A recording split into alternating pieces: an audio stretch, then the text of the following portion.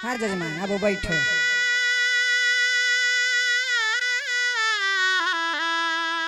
पतिया नतिया पटना बा देवरा ढोड़ी चटना बा विनाश आज भर ढील दो ढोड़ी जनी छील दो अब बमकल बा मिजाज तनी हौ वाला फील दो विनाश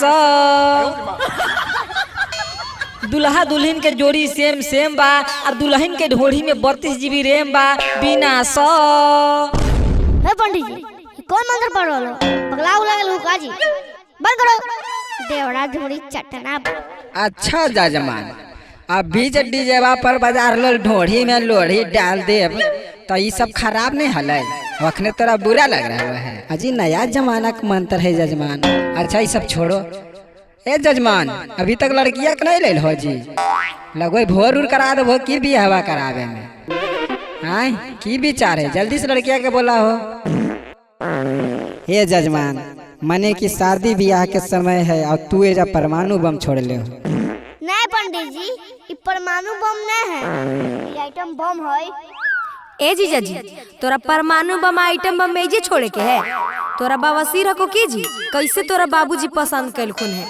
कहतो हल बाबूजी के कि डॉक्टरवा से चुतरियो चेक करवा ले अभी तक लड़की के लइबे नहीं कइला है और बकवास कर रहा है। आई रे निर्बंसा की पड़ कर रहा रे एक तो नीचे से पाद रहा ना आए ऊपरों से पड़ ले है। इतना सुंदर बॉयफ्रेंड छोड़ के हम तोरा से बियाह कर रहा है ज्यादा बोल ना धक पड़पड़ा देबो। आगे मैया छोरी तो पहले से 5 साल है और एकरा से हमरा बियाह करवा रहल थी हम तो बर्बाद हो गेलिए। हाँ रे निर्बंसा हाँ फंसा लिए तोरे नियन पता करे से बियाह कर भाई।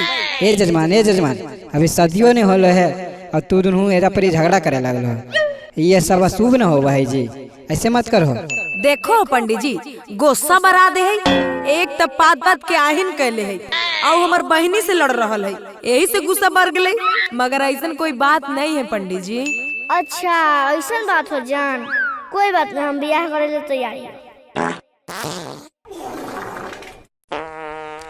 हगला ए जजमान पहले तू एक काम कर तू पहले हगिएला नहीं बहन को तू हगिए बहन के पात के एकदम पूरा गम का दर के बप्पा हमरा हार्ट अटैक ला देते बहन कोटा। अरे तोर हम बियाह नहीं करे हम जाइयो अब भेजबो अंशुए से करके अब वो आके तोर बियाह करे तो कौन विपद के बुला रहा लो पंडित जी। अरे ऊ तई बहन कोटा के खाड़ा करा के पिछुआड़ा में गोली मार देते तू ही कराहो पंडित जी तू ही कराहो। अच्छा ठीक हो अब बैठो जजमान फिर देखो की कहियो पंडित जी पात के परेशान हो गेलियो हमरा जोड़ी जाए दो हो गेले।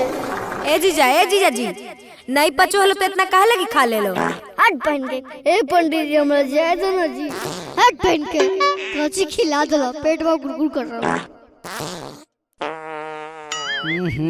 महका देलखिन एकदम महकैले अखिन की। ए जजमान शांत से बैठो ना जी। हे पंडित कैसे पास नहीं करवे तो मनु जाई ऐसे ही पेट में गुड़गुड़ा रही नहीं जाए तो भूता हवन कुंड में होग देबो हवन कुंड हगन कुंड में बदल देता। हे पंडित जी हमरा जाए दो। ए जीजा जी बीच में जायल अशुभ होबो है 5 मिनट के बाद है बैठ जाओ सदिया कर ला ओकरा बाद जाके पैखाने में बैठा रही। ए पंडित जी अब हमर बर्दाश्त न होतो हमरा जाए दो ना तो मरबे होग देबो।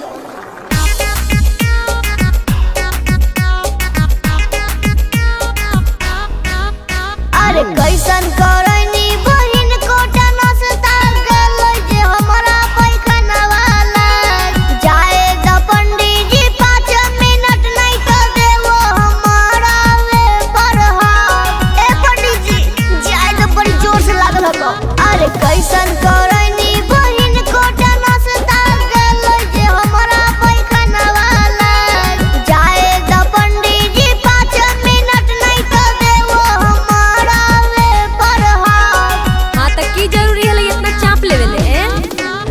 खैलो खूबे चाट के हाथ तबे न होलो जी जाई गड़बड़। खैलो खूबे चाट के हाथ तबे न होलो जी जाई गड़बड़।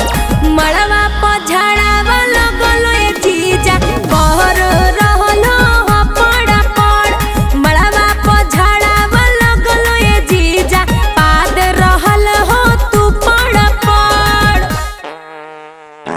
नहीं बर्दाश्त नहीं हो तो अब हम जाइयो हमरा से नहीं रुकतो। तू तब तक ले पढ़ो अपन मन। ए निर्बंसा कर्मी ड्रामा चुपचाप बैठो कि मार के लपड़िया दे। नहीं बैठो हमरा बड़ी जोर के लागल हम आगे दे जाऊं। रुक रे निर्बंसा तोरा बताबो ही। आगे नहीं मारा हमरा छोड़ दे बड़ी जोर के प्रेशर आलो हो जाई तो एजे पड़ी। देख चुपचाप बैठ जो नहीं तो मार के जे हगा मुता देबो तोर सब इज्जत प्रतिष्ठा चल जइतो जिंदगी भर के यादगार बन जइतो।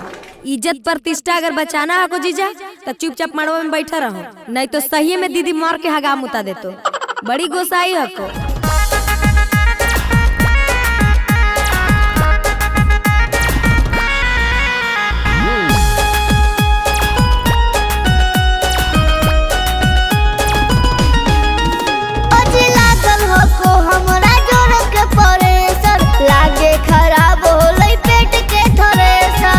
अभी न मार खेलो हो याद नहीं है को खैल हो हमारे अभी नहीं हो का याद जी हो जाए तो शादी जई हो करा बात जी।